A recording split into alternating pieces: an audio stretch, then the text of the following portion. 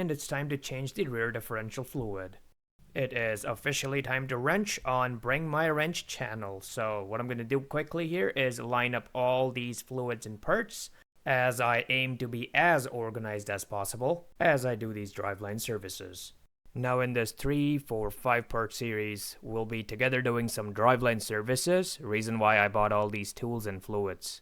The focus of this video is the rear differential, and to get started, we need to first safely jack up the car so it's perfectly leveled. I strongly encourage you to see my previous video called Jacking Up the X3 M40i Isn't As Easy As You Think, or I'll have a link in the description or a pop-up on the top right hand corner of the screen. Still learning about YouTube, so my apologies in advance. However, here is a quick summary of how to jack up your X3 in under a minute. To get started, you need your floor jack or trolley jack with some jack stands. Now you can't simply place a jack stand underneath these jack points or else you'll crack them because they're made out of plastic. You'll have to buy these adapters which sit snug in that plastic housing or whatever you want to call it. All you need is a 10mm to assemble them. To jack the X3 from the front, you will have to remove the plastic splash shield first, which is held on by 10 8mm bolts, exposing the subframe with the point to safely lift your X3. Use a hockey puck or a rubber jack pad to avoid damaging anything. For the rear, you have two choices. Either lift from the center of the rear differential as stated by BMW, or use my preferred jack point, which is this V-brace.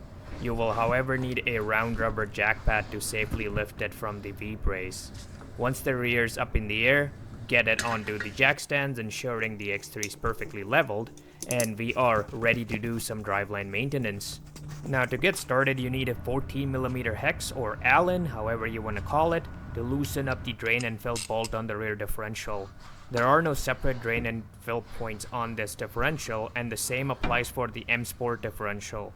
The plug is pretty much glued in, so it takes a bit of elbow grease to loosen it up, particularly if you're on your back like I am.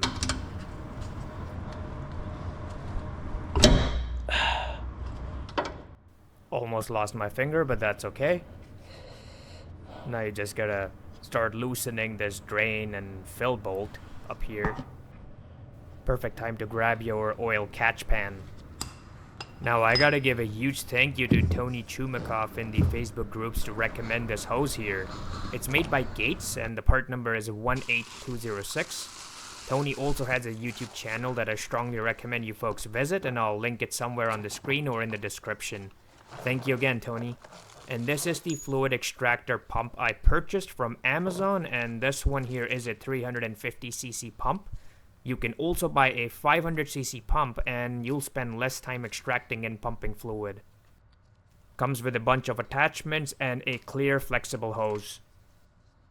Let's jump underneath the X3 and extract some dirty fluid.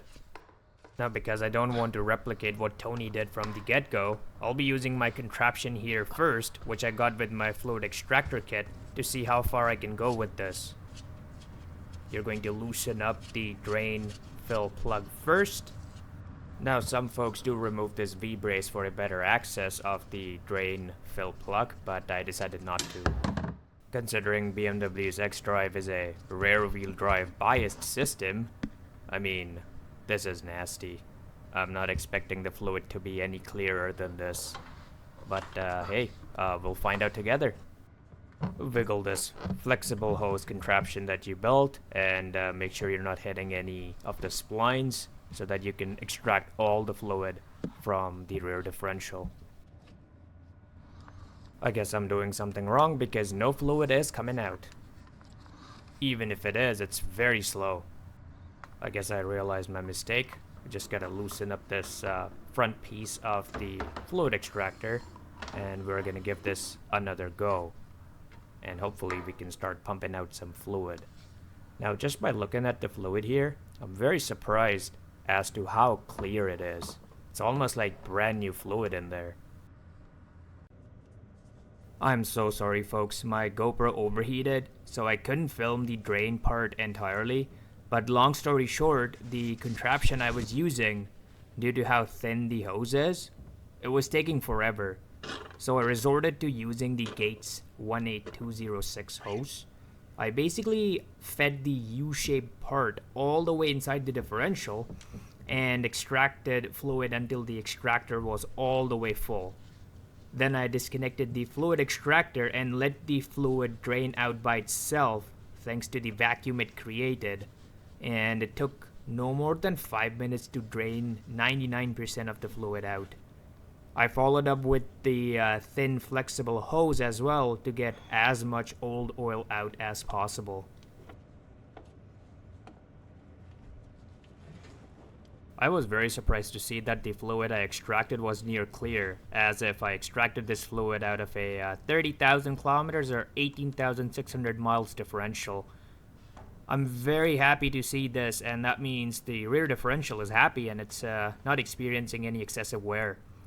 I'm doing the service at 70,000 kilometers or 43,400 miles.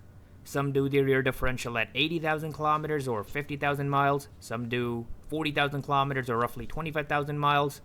Considering what I'm noticing here, I believe 70,000 kilometers to 80,000 kilometers or 40,000 to 50,000 miles is the happy point, unless you are absolutely thrashing your X3 or any other G chassis car on a daily basis, or from one stoplight to another, or just pushing a whole lot of power. For a stock car, I think that interval is good enough based on what I'm observing here. Again, the fluid I extracted was near clear. Some folks do install a magnetic drain plug, but I don't see the need for it, based on how this low resolution video I have here for you demonstrates that I extracted almost all the fluid. As you can see, the bottom of the differential. You can also see all these gears as well, which is pretty cool, considering that I only paid $12 for this little Borescope device, or however you want to call it. I also advise that you replace the differential drain fill plug with a new one. There is a gasket inside these differential plugs, and you do torque them down to a decent amount, so I suggest replacing them. These are inexpensive, and the part number is on your screen. I bought 10 of these from FCP Euro, considering these were around $6.50 at the time of purchasing them. And prices are in US dollars. I believe it was around $9 Canadian. Now this is an important part of the video because BMW has used different high point axle oils in the G01 chassis X3, depending on the differential type and production date. For the front differential, BMW specifies G2 high point axle oil with the viscosity of 75W85 gear oil. For the rear differential, earlier G01 chassis applications used G3 high point axle oil with the viscosity of 70W80. BMW later introduced G5, and the G5 specification is also cataloged as 70W80 viscosity for the rear differential. There are also applications where BMW specifies G4, so I strongly recommend checking the exact fluid requirement for your vehicle by VIN before you go purchasing anything. For my X3, I decided to use Redline 75W85 GL5. Redline lists this fluid for BMW applications, and it is a synthetic gear oil formulated with an ester base stock. I chose it because it is readily available, considerably more cost effective than buying BMW branded fluid, and it meets the requirements of what I am looking for in my application. But don't simply take my word for it. Verify the correct specification of your differential before doing this service. Different BMW differentials can require different fluids even when they look very similar. Time for the most painstaking part of this job, which is filling up the fluid until you can see a nice steady stream coming out of the fill hole. It shouldn't be a spotty dribble, but much rather a consistent stream. It'll take you about 3 fills, roughly, to get majority of the fluid in, depending on what the capacity of your fluid extractor is, if it's 200cc or if it's a 350cc or a 500cc. So yeah, it should take you a decent amount of time, decent amount of fills. So I suggest you play favorite song or podcast in the background and slowly fill the fluid in.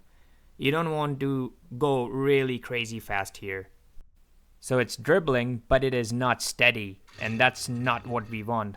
So I'm just gonna follow up with a little bit more fluid that was remaining in the bottle, and hopefully this can get us to the steady stream that we are looking for.